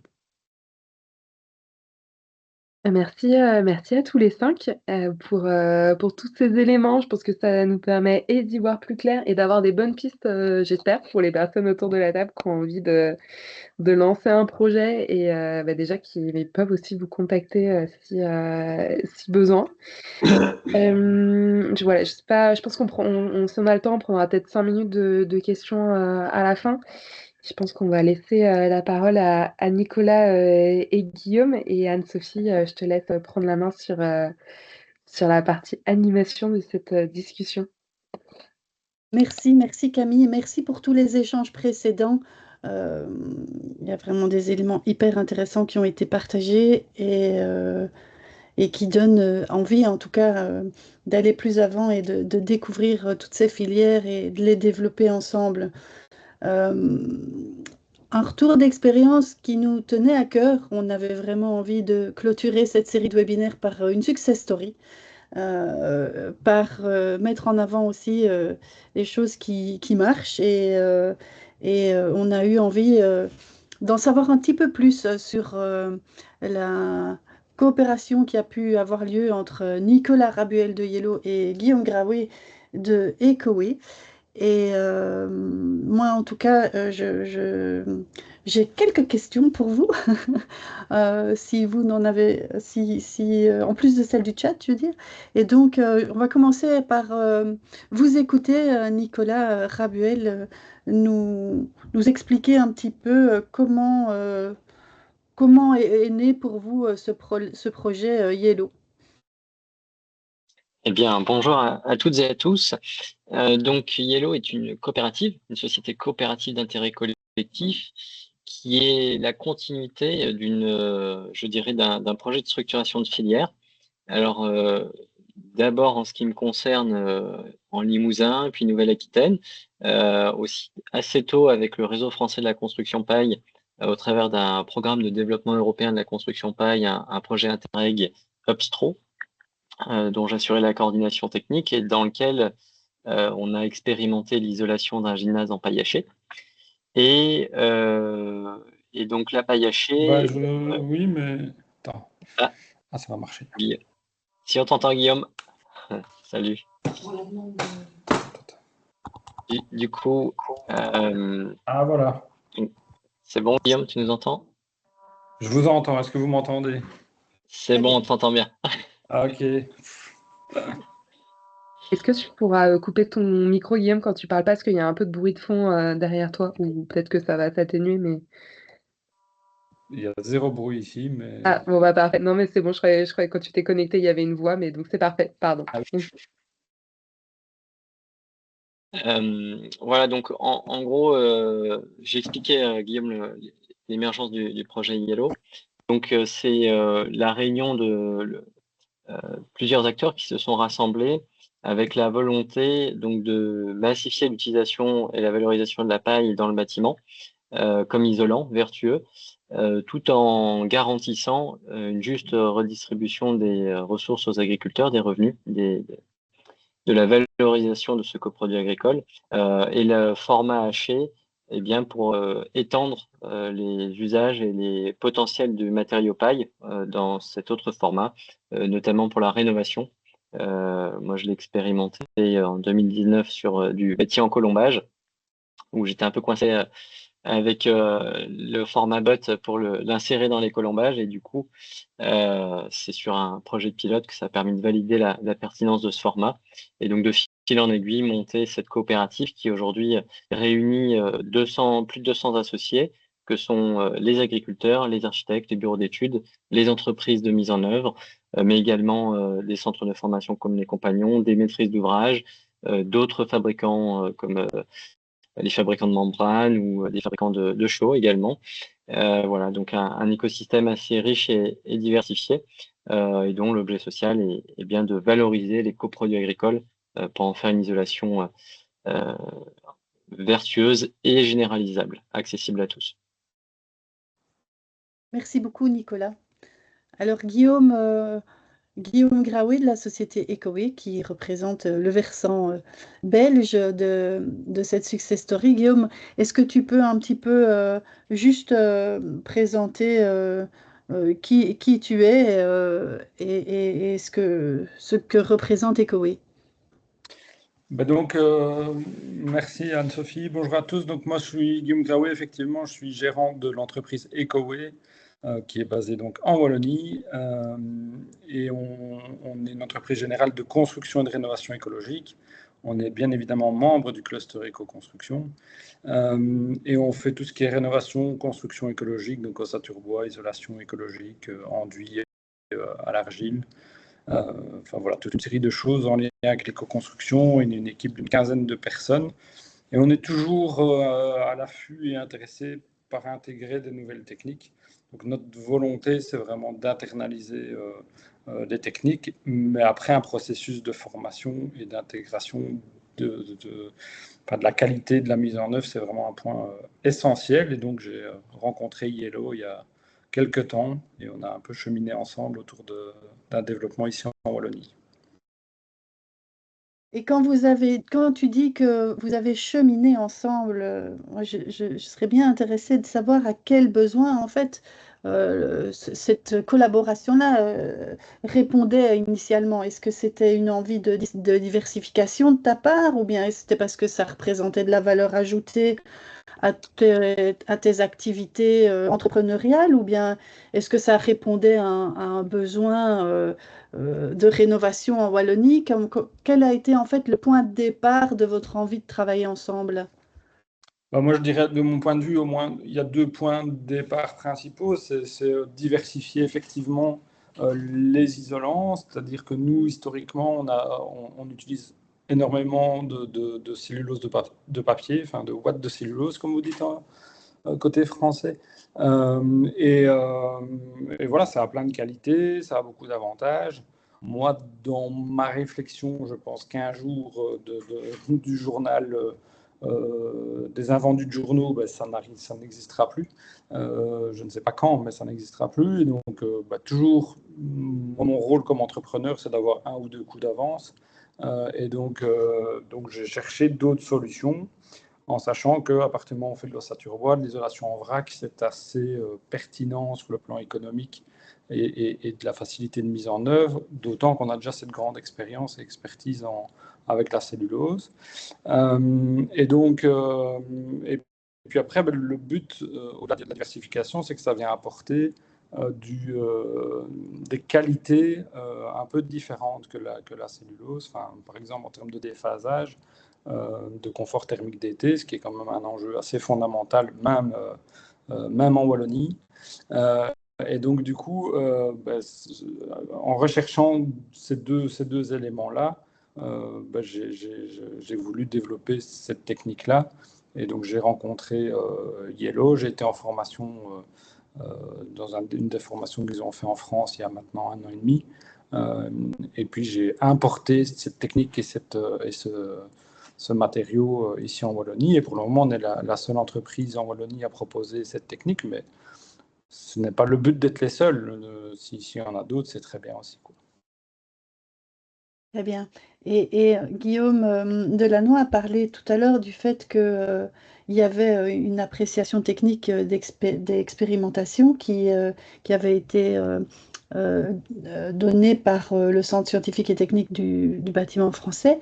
Alors, toi, Guillaume, comment est-ce que tu as pénétré le marché belge, en fait? Les normes et les réglementations, elles sont excessivement différentes entre la France et la Belgique, hein. Donc, je ne vais pas faire le comparatif ici, parce que déjà, je ne connais pas tout en France, mais en Belgique, on a une obligation de résultat. Et donc, c'est nous qui prenons une bonne part de la responsabilité. Et tant qu'il n'y a pas de problème, il n'y a personne qui va venir ouvrir un caisson pour voir si ça fonctionne, il n'y a personne qui va venir vérifier quoi que ce soit. Alors, je ne dis pas que c'est mieux ou que c'est moins bien, hein. Il n'y a aucun des deux systèmes qui me paraît particulièrement efficace, mais toujours est-il qu'on n'a pas le même niveau de contrainte qu'en France si on veut intégrer un nouveau produit. Tous vos acronymes à n'en plus finir, on ne les a pas, quoi, en Wallonie. Je n'ai pas utilisé d'acronyme. Non, je sais, tous les autres intervenants, mais je vais souvent en France me former et m'informer, donc je commence plus ou moins à comprendre et à connaître les trucs, mais en Wallonie, on n'a pas tout ça. À tort ou à raison, hein. Et Nicolas, vous avez parlé de la naissance de Yellow, mais je rebondis aussi sur quelque chose qui a été dit précédemment, sur le fait que l'accompagnement était primordial dans le développement des nouvelles filières. Et comment est-ce que vous avez été accompagné dans la structuration de, de, de ce nouveau marché finalement, de ce débouché qu'est l'insufflation avec la paille hachée? Alors, il n'y a pas de réponse toute faite et je pense que ça sera difficilement reproductible comme nous, dans la mesure où c'est un peu l'expertise que je construis depuis plus d'une dizaine d'années, la structuration de filières, en l'occurrence sur la filière paille. Et l'enchaînement d'étapes successives en passant par cluster et autres. Mais j'appuie totalement, en tout cas, le témoignage de Guillaume du CODEM par rapport à la nécessité d'être accompagné à la fois pour toutes les démarches d'évaluation et de reconnaissance en technique courante et les diverses certifications existantes. Déjà parce que il y a des enjeux à comprendre leur fonctionnement, mais aussi ça reste des démarches qualité. Et une démarche qualité, ça nécessite de l'apprentissage, de l'accompagnement. Et puis en face de nous, on a aussi des humains avec toutes leurs difficultés et des institutions et des organisations qui ont leurs règles, leurs codes et leur fonctionnement et avec qui il faut aussi une expertise particulière pour savoir bien gérer. Donc nous, on a, avant même de créer Yellow, donc moi j'étais référent développement biosourcé en Nouvelle-Aquitaine au cluster ODIS. Donc je connaissais déjà un petit peu l'écosystème, le maillage. On a des structures en Nouvelle-Aquitaine qui accompagnent également les porteurs de projets et donc on travaillait déjà ensemble et on a préparé le terrain sur les stratégies pour aller vers la reconnaissance en technique courante. On a croisé avec quelques centaines d'acteurs, aussi bien des assureurs, des contrôleurs techniques, les confrères de nos filières, hein, donc c'est pareil au sein du RFCP. Il y avait les assemblées des régions, il y avait beaucoup de retours terrain également sur les besoins, les difficultés. Avec Céline, on avait animé aussi un atelier sur la production. Enfin bref, donc c'est un cumul de beaucoup de choses qui ont permis de construire une stratégie vers on va dire des approches. Hein, parce que il y a plein d'outils vers la reconnaissance en technique courante, mais qui nous semblait être la plus adaptée au regard des attentes de l'écosystème et du temps et des moyens à notre disposition. Donc c'est un vaste sujet, ça se fait avec plusieurs personnes pour être entouré, et ce que nous on appelle de l'expérience et de la compétence, c'est-à-dire d'avoir déjà fait, d'avoir appris, d'avoir recherché, d'avoir vérifié, d'avoir testé plusieurs fois, voilà, et pas seulement de se faire des idées ou des croyances, parce que c'est effectivement un sujet un peu complexe. Et aussi ce qu'on oublie souvent, c'est que ce soit nous ou les autres filières biosourcées, c'est quand même relativement récent. On peut pas rentrer dans les baskets de quelqu'un d'autre. Donc il faut souvent défricher. Nous, on n'a pas de référentiel sur notre produit parmi les évaluations. Quand on parle de normes, alors, NFEN et tout ça, ça s'applique sur des référentiels existants et qui sont définis au niveau européen et sur des produits qui existent depuis longtemps. Sur nos produits, on n'a souvent pas de référentiel et donc il faut toujours faire un pas de côté. C'est plus long, plus cher, plus compliqué. Les gens n'ont pas l'habitude. Pour vous donner un exemple, il y a 150 sites qui sont certifiés à CERMI en France pour du polystyrène. On est le seul à l'être en paille. Voilà. Donc automatiquement, quand vous entrez dans ce genre de démarche, que c'est la première fois qu'ils voient votre produit et que ça sort totalement de leurs habitudes, c'est plus compliqué, c'est plus long et donc c'est plus cher. Je ne sais pas si ça répond à la question. Oui, merci. Et toi alors, Guillaume, la paille hachée, c'était déjà une technique qui avait étudié et qui avait été mise en œuvre en France. Et toi, quand tu t'es lancé en Wallonie, comment as-tu été accueilli en fait? Moi déjà, pour commencer, ce qui m'a plu chez Yellow, c'est c'est un matériau qui est pas énormément utilisé dans la construction. Enfin, à l'échelle du marché global de la construction, c'est même pas quelques pourcents. Mais malgré tout, et malgré les difficultés de volume, de rentabilité, de process et tout ça, ils veulent faire les choses d'une manière très précise, en misant sur la qualité, c'est aussi sur la qualité des placeurs, sur l'accompagnement, et voilà, en rentrant dans tous les codes, aussi complexes soient-ils, de la législation, dans ce cas-ci française. Et ça, peu importe la nature du matériau, on a quand même le devoir, même si c'est un matériau vertueux, ça n'empêche pas que le côté qualitatif, le côté ben voilà, les clients, ils doivent en avoir, pour leur argent, ils doivent avoir un produit de qualité qui est placé correctement, selon des tests validés. Et donc, moi, ce qui m'intéressait, c'est ben, quand j'étais en formation, je me suis bien rendu compte qu'ils avaient fait une batterie de tests qui sont d'ailleurs récurrents, de refaire des tests régulièrement. On en a d'ailleurs fait ensemble, Nicolas et moi, chez Isoproc à Achen, partenaire de Watt de cellulose ici en Wallonie. Et donc, du coup, voilà, tout ce côté partenariat, ce côté développement de la filière, ce côté travail sur des processus extrêmement précis et faire en sorte que même si la valeur ajoutée elle est essentiellement environnementale, ça n'empêche pas qu'on doit faire de la qualité et des choses éprouvées, quoi. Il n'est pas question au fond de son garage de développer un nouveau matériau parce que soi-disant c'est le meilleur et puis de le mettre sur le marché et puis après on verra si ça fonctionne ou si ça ne fonctionne pas, quoi. Non, il y a des tests en amont qui ont été faits. Et donc moi je ne suis pas un apprenti sorcier à mettre en place des nouvelles techniques, des nouvelles méthodes qui n'ont pas été éprouvées par d'autres. Ce n'est pas mon métier de développer. Moi, mon métier c'est de mettre en place des solutions et de mettre en pratique des solutions qui existent et qui fonctionnent et de les mettre correctement, quoi. Donc voilà, ça je voulais quand même insister assez fortement là-dessus. Pour le reste, bah, c'est un développement qui est très lent, on va dire, parce que c'est un nouveau matériau sur le marché wallon. Moi, je reste une toute petite entreprise et on fait tellement de choses différentes qu'on ne sait pas mettre le focus uniquement sur une méthode, mais il y a quand même pas mal d'intérêts, de questions.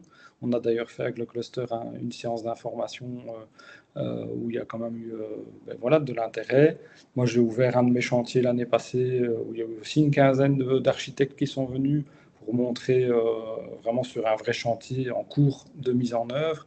Donc voilà, de l'intérêt, il y en a, et je pense que l'intérêt doit être développé pas forcément au regard d'aspects purement écologiques, mais aussi parce que c'est qualitatif, que ça fonctionne, que ça amène une plus-value sur le plan du confort thermique des habitants ou des occupants, si c'est un projet public. Et c'est là-dessus qu'il faut qu'on insiste. Après, nous, on a plus d'une longueur de retard, comme l'a mentionné Anne-Michel tout à l'heure, sur le fait que nous, les pouvoirs publics, c'est pas comme en France, ils sont à la ramasse, ils ne développent que trop peu les matériaux biosourcés. Donc c'est là-dessus que l'on doit, à mon avis, insister. Mais je sais que c'est un combat du cluster. En effet. Et si je devais me raccrocher à ce qui a été dit précédemment et faire un lien avec les présentations du début du webinaire, alors Madame Céline Broé a parlé de la manière dont on conditionnait la paille. Alors vous, comment est-ce que vous faites en fait? Comment est-ce que vous gérez votre approvisionnement? Ben là, nous maintenant, la logique de Yellow, c'est de passer par des fournisseurs, donc des revendeurs, des négoces, comme ils disent en France. Et donc là, on a établi un partenariat avec Ecobati qui est bien implanté partout en Wallonie. Et donc maintenant, Ecobati va gérer le rôle d'interface entre Yellow et les différents installateurs de paille hachée en Wallonie et sans doute au-delà. Et donc ils ont un stock chez eux à Herstal. Et donc ça va faciliter le travail de distribution et de rapidité de distribution et sans doute, surtout si les volumes augmentent, de frais de distribution et de livraison, quoi. Mhm. Oui, donc vous n'êtes pas comme dans certaines cultures et comme on l'a évoqué au webinaire précédent avec Fabien Daniel, notre agriculteur, vous n'avez pas ce souci de j'ai un projet qui va arriver dans X mois et peut-être que je dois anticiper une culture ou un stockage. Le fait de travailler avec des négoces vous permet justement de recevoir un crop, comme on dit dans le projet Circular Reno, on dit un crop, mais c'est quoi une taille de fibre qui est normalisée et qui a une qualité constante. Standardisé, oui, ça c'est l'enjeu de Nicolas, bien sûr, mais oui. D'accord. Euh, oui, donc du coup, c'est pas du tout vous qui gérez les liens avec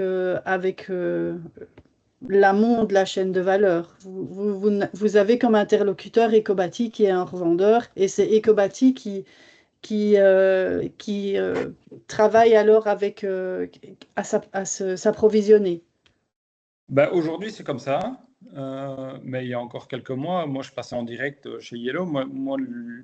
Mon entreprise Ecowe est membre de Yellow, comme on dit, sociétaire de Yellow. Donc, mes premières commandes, je suis passé en direct. Et maintenant, ben, ils ont changé de formule. Et donc, ça passera par... enfin, ici, on a un chantier qui se termine. On est passé par Ecobati. Mais voilà, c'est des nouveautés, enfin des changements organisationnels, et on peut les entendre. Et Nicolas, vous qui avez cette filière qui est beaucoup plus développée dans votre région, est-ce que vous avez déjà pu livrer différents types de bâtiments, des bâtiments publics? Est-ce que vous avez parce que vous avez livré un bâtiment dans le cadre de Upstro, mais est-ce que vous faites aussi des maisons individuelles? Quel est le type de bâtiment que vous livrez avec cette technique-là actuellement? Alors, on a livré, je pense, plus d'une centaine de bâtiments. Sur l'ensemble, il y a peut-être 3 maisons. C'est essentiellement des projets de bâtiments publics, collèges, lycées, écoles, logements sociaux, bâtiments collectifs, bâtiments de bureaux. Voilà, donc la paille hachée s'insère dans le cadre des DTU français de la construction bois, donc jusqu'à des hauteurs de 28 mètres. Donc il y a des bâtiments de 10, 11 niveaux qui sont réalisés avec. Et aujourd'hui, ça va beaucoup sur des projets avec aussi de la préfabrication hors site. Voilà, des projets où il n'y a pas de pertinence ou en tout cas où il n'y a pas d'enduit attendu, parce que dans ce cas-là, il vaut mieux utiliser la botte en support d'enduit. Et aussi, c'est recherché souvent là où on veut des moindres épaisseurs de murs, voilà, pour des problématiques de foncier, de coûts, etc. Donc c'est beaucoup, voilà, des gros projets essentiellement. Et on aimerait plus de rénovations, mais c'est un marché qui est profondément malade en France. Alors le neuf d'abord, mais la rénovation et la préfa et la rénovation bois biosourcé est aussi quand même pas en très grande forme et pas très dynamique selon nous. Pas très en forme et pas très dynamique. Ça veut dire que vous avez dû affronter des obstacles. Qu'est-ce qui a été le plus difficile à surmonter, selon vous? Alors, ça n'a pas grand-chose à voir avec nous, si ce n'est qu'on a une solution qui s'insère dans des ossatures bois, donc des systèmes constructifs qui, malgré tout, restent chers, comparé à des systèmes qui sont en polystyrène, par exemple, très peu coûteux, très simples aussi. Hein, donc, c'est peut-être pas trop revenu dans ce webinaire, mais il faut quand même bien avoir en tête, je pense que c'est important, que la quasi-totalité du marché regarde d'abord le prix. Ensuite, la facilité de mise en œuvre, bon, bien sûr, moyennant l'assurabilité, et le reste, c'est du bonus. Nous, les biosourcés, la totalité des biosourcés en volume, donc même si on communique sur une dizaine de pourcents en valeur, en volume, ça représente moins de 3%. La filière bois en France, c'est pas énorme non plus, alors que ça existe quand même depuis très longtemps. Et donc, on représente vraiment rien du tout. Et nos expériences d'aujourd'hui ne sont pas du tout représentatives de la majorité du marché. Et donc aujourd'hui, le constat, il est que le terrain sur lequel on doit aller, on n'en a pas totalement les outils pour le moment, et qu'on reste dans une niche toute petite, et qu'il faut qu'on lutte très fort pour pouvoir sortir de ce tout petit segment de marché et aller faire plus de volume et vraiment représenter une alternative aux solutions qui, je pense, ici, dans cette assemblée, on estime pas très enviable pour l'avenir, la génération de déchets et tout ce qui s'ensuit. Merci beaucoup. Avant de conclure, je n'ai pas vu de questions-réponses, de questions dans la partie questions-réponses. Je ne sais pas si quelqu'un parmi vous a envie de prendre la parole et de poser une question. Je ne vois pas de petites mains se lever. Sur mon deuxième écran, non Et plus. rien dans le chat non plus. Et dans le chat non plus. Alors, je voudrais conclure en vous demandant à tous les deux de terminer par un conseil ou une vision que vous auriez sur la construction de la filière. Qu'est-ce que vous pourriez dire pour aider à la structuration de cette filière et au développement de la construction biosourcée? Moi, je dirais il faut développer des partenariats. Et c'est ce qu'on a fait ici très, très modestement autour de la paille hachée en Wallonie. C'est que voilà, on s'est rencontrés Yellow et Kowe, on a défini qu'on avait envie de travailler ensemble, j'étais me former, on a contacté Ecobati, on s'est rencontrés avec le cluster, voilà, c'est que des acteurs qui sont positifs et tournés vers l'avenir, ça ne peut que bien se passer. Et moi, j'ai envie de dire que toutes les filières, en fait, elles sont là pour se renforcer.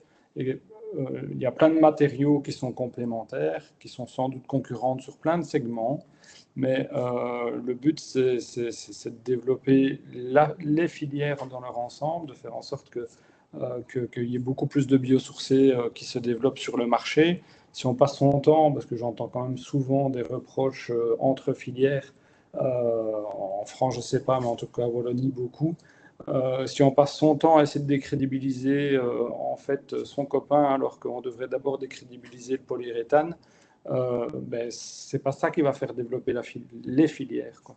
Et donc je pense qu'il faut arrêter de se voir comme étant des concurrents, mais plutôt des confrères avec qui on peut collaborer et développer un niveau qualitatif et surtout développer une demande. Et là, il faut faire preuve de pédagogie. Et si on passe son temps à se chamailler, on perd son temps et on n'avance pas dans la pédagogie et dans le développement de la demande, ce qui est quand même en fait la mission première qu'on devrait endosser, parce que si on augmente les volumes, tout le monde sera content, quoi. Merci Guillaume. Monsieur Mathieu Eusen, vous vouliez prendre Oui, la parole? c'était juste pour dire qu'il fallait vraiment renforcer du coup l'implication entre la partie amont et aval, quoi. Souvent, on a trop mis deux mondes différents. Et là, je trouve depuis quelques années, quand même, il y a de plus en plus de choses qui se font, de connexions qui se font entre l'amont et l'aval. C'est dû notamment avec des projets européens, mais aussi avec une interprofession aussi qui est très, très développée. Là, sur la Bretagne, entre FB2, Collectif Paillard Mauricain, la Échange Bretagne, enfin. En local, on a quand même une interprofession forte, une interprofession nationale aussi, avec la chambre, des institutionnels, FR des CODEM, l'institution agricole. En fait, c'est important qu'on travaille tous ensemble et que, voilà, pour vraiment structurer une filière dans son ensemble. Voilà, c'est mon petit mot de fin. Merci beaucoup. Merci beaucoup à tous. Je crois qu'on arrive au terme de notre webinaire, mais avant de nous quitter, pourriez-vous, s'il vous plaît, répondre aux petites questions de sondage qui passent devant vos yeux donc, il y a 3 petites questions qui viennent de défiler, la dernière étant que direz-vous de votre compréhension des enjeux de la filière biosourcée? Est-ce que ce webinaire vous a permis d'en savoir plus ou est-ce qu'au contraire, vous saviez déjà beaucoup de choses qui a été dit? Je ne pense pas. Moi, pour ma part, j'ai appris énormément de choses aujourd'hui et je vous en remercie. Camille, je ne sais pas si tu veux clôturer en disant un petit mot. J'ai pas beaucoup plus à dire, mais du coup, on vous enverra à tous les 3 replays du webinaire. On va mettre celui-là en ligne et puis vous aurez tous l'ensemble des éléments. Et encore merci à tous nos intervenants de vous être mobilisés sur ce webinaire, sur les précédents aussi. Franchement, c'était top et on a appris beaucoup de choses. Merci d'être rentré. J'ai entendu quelqu'un dire c'est un peu technique dans les intervenants, mais c'était parfait. C'est ça dont on avait besoin, donc génial. Et franchement, merci à tous les 7, si j'ai bien compté, d'avoir été là aujourd'hui. Bonne journée à tous. Camille. Merci beaucoup. Bonne journée. Merci à tous. Merci. Bonne journée. Au revoir. Au revoir.